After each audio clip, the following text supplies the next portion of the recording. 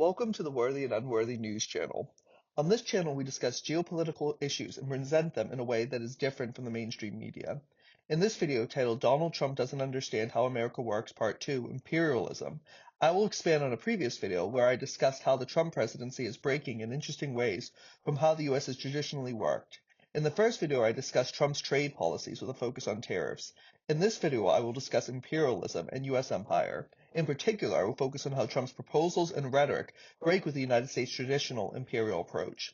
This video is not a defense of that approach, which I believe has caused enormous problems for the world, but rather an overview of how Trump differs from it. For the most part, this video will focus on things that Trump has said, rather than on what he has done. His second term is still early on, so he has not acted on much of his rhetoric yet.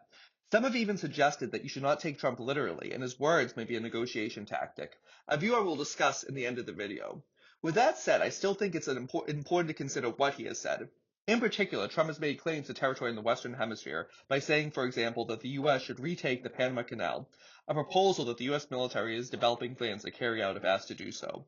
He has also made claims to Greenland, which is currently administered by Denmark and is a territory that the U.S. has never controlled, although there are U.S. military bases there. Trump has continued to suggest that Canada should be the 51st state, which former Canadian Prime Minister Trudeau suggested is a proposal Trump really believes in.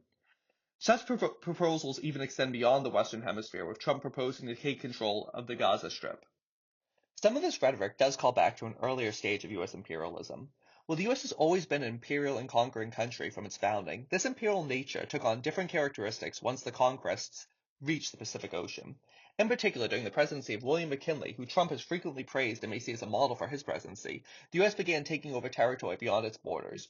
While such expansion had happened before in the case of Alaska and Hawaii, the conquest that happened during the Spanish-American War is more telling about the current situation. The U.S. did everything it could to ensure that war with Spain started by ignoring Spain's efforts to find peace, a story told in A World Safe for Commerce by Dale C. Copeland.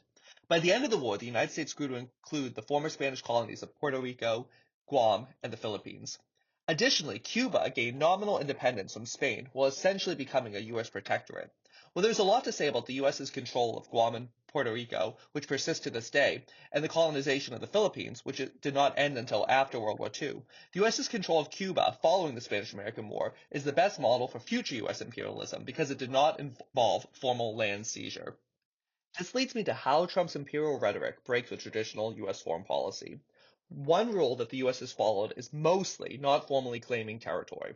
There are certain exceptions to this pattern, as I've already referenced, and there are more that I will reference later. But, for the most part, the U.S. has projected power in ways distinct from the empires that preceded it, like the British and Spanish, by using means other than formally controlling large swaths of foreign territory. We can see this tendency in the hundreds of foreign military bases the United States has spread worldwide. The map on the screen gives a sense of the extent of the geographic spread of these bases. These bases can vary in size from relatively minor to some that resemble small cities. I've seen estimates that there are U.S. military bases in as many as 80 countries. These bases are part of the first rule because although they are essentially under complete U.S. control, allowing the U.S. military to project its power throughout the world, the U.S. does not claim formal sovereignty of the territory where the bases are located, which makes these bases distinct from formal colonies. Such a system can benefit the U.S. rhetorically as it can deny being an imperial country. The history of these bases, their impact on the local population, and their cost to the United States is told in the brilliantly detailed book Base Nation by David Vine. To give one example of such a base, consider Guantanamo Bay in Cuba. The U.S. has controlled the strip of land on Cuba's southeast coast where the base is located since the Spanish-American War. Even following the Cuban Revolution, when the Castro government imposed by the United States took over, the U.S. maintained control of the base. The base has remained a key part of U.S. foreign policy ever since. During the so-called War on Terror, the base housed a detention center where alleged combatants were imprisoned and tortured. 15 such prisoners remain in custody in the camp as of recording. Guantanamo Bay has once again returned to the news as Donald Trump has begun deporting migrants to the base. Again, although the United States maintains formal control of the base, it's not a formal colony. The government of Cuba has consistently opposed the presence of the base on its territory, even as the U.S. continues to send checks to Cuba to lease the land, checks that the Cuban government does not deposit. Another example can be found much further away. The Chagos Islands in the Indian Ocean are indeed colonies controlled by the United Kingdom. The largest of these islands is Diego Garcia, the home of a large U.S. military base. This base has been an essential site of power projection for the U.S. government. and also a site that the United States has been accused of using as a black site to commit torture, just like Guantanamo Bay. Because of this importance of power projection, John Kennedy, a senator from Louisiana, has frequently gone on the Senate floor to defend the U.S.'s presence on these islands, so far away from his home state. This senator from a state with close to one-fifth of its population living in poverty is discussing this base which the U.S. spends tens of millions of dollars to lease from the UK and more money to maintain, because recently the UK has come close to finalizing negotiations to return the islands to their rightful owners, the Chagosians. In the 1970s, the UK kicked thousands of native Chagosians from the islands. Since then, they have been fighting for their right to return.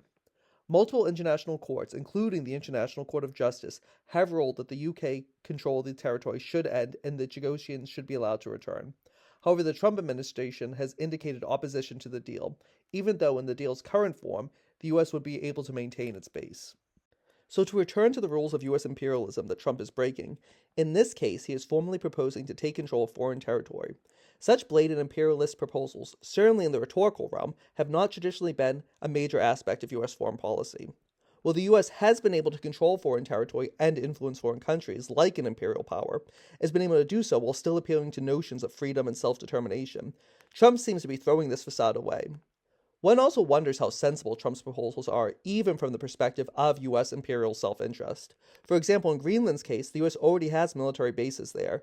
Why is it necessary to annex the territory, which will inevitably come at a significant cost? It has been proposed that Trump wants to do so to gain control of the minerals there, but extracting wealth from foreign countries has never been a challenge for the U.S. in the past. Some have also suggested that Trump's goal is to protect Arctic shipping from alleged Russian and Chinese interference. But would a NATO member like Denmark oppose the U.S. having naval operations around Greenland? I now turn to the second rule. When you do claim territory, keep it quiet and keep it small. As I already referenced, while the U.S. empire has preferred to project its power without formal control over foreign territory, there are cases when the U.S. has taken control of territory. However, since the 20th century, when the U.S. has taken control over a territory permanently, it has often done so quietly and while taking control over relatively small areas of land. This map shows current formal U.S. territory claims and their associated exclusive economic zones. Many of these claims outside of the mainland are based on control over relatively small islands in the Pacific Ocean. This rule was inspired by another excellent book, How to Hide an Empire, which discusses the history of the U.S. taking over these territories. One previous example of the U.S. controlling small territories is the Panama Canal. The Panama Canal has been featured prominently in Trump's recent rhetoric, even though it was not a prominent topic during the campaign. Trump has often made untrue claims about the canal. To name just one, during his inaugural address, he implied that the thousands who died during the construction of the canal were Americans. In fact, the vast majority of the deaths during the building of the canal were among workers from the West Indies. From the early 20th century until 1999, the U.S. controlled territory around the canal, which became known as the Panama Canal Zone. In 1964, during a protest against U.S. control of this zone, Panamanian protesters removed a U.S. flag. During the clashes that followed, which involved U.S. military personnel, 22 Panamanians were killed. The event is commemorated in Panama as Martyrs' Day. This event sparked the process that ultimately led to the U.S. ending its colonial control over the canal. Recent pressure has resulted in the U.S. billion-dollar investment conglomerate BlackRock making a bid to take control of the two ports on either side of the canal that are partially owned by the Hong Kong-based company C.K. Hutchison.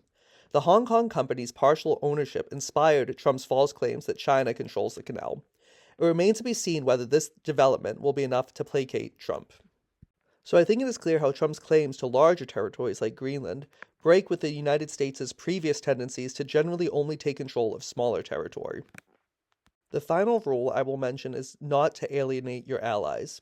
Central to the United States' foreign policy during the post-World War II era has been having a core set of allies who, although they may not share the same benefits as the United States, are at least rhetorically treated as equal partners of the United States. Trump has broken this rule, most notably concerning Canada. Canada's new Prime Minister, Mark Carney, has refused to meet with Trump or discuss removing tariffs until the president stops being disrespectful. Similarly, the Panamanian president, generally aligned with Trump before the Panama claims, has pushed back against Trump. Europe has also begun trying to present a united front to Trump, especially concerning the claims to Greenland. We may already be seeing some fallout from Trump breaking rule number 3. Canada is considering canceling purchases of US-made F-35 fighter jets.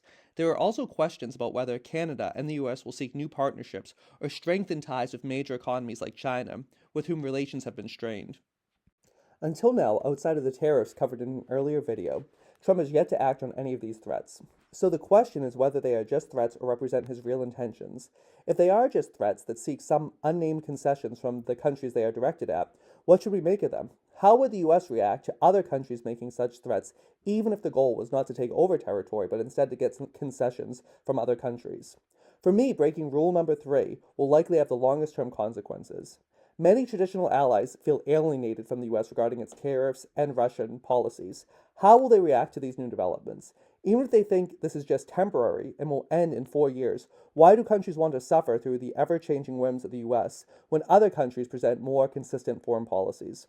For this reason, some countries might hedge their bets and diversify their foreign relations and trade.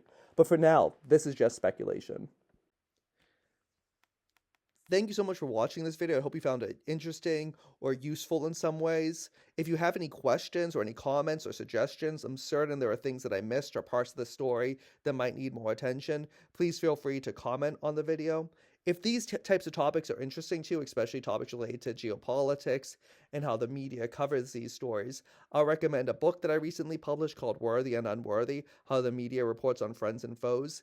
In this book, I really apply the perspective from Edward Herman and Noam Chomsky in their book, Manufacturing Consent, to looking how the media are really comparing how the media reports on stories from geopolitical enemies and from geopolitical foes. And what I find basically is that there's much more of a focus, especially on negative stories that are coming from geopolitical foes, even when similar events happen in countries that are more friendly to the United States. So if you're interested in looking into that book more, I provide a URL and also a QR code to go to the publisher's website to take a look at the book.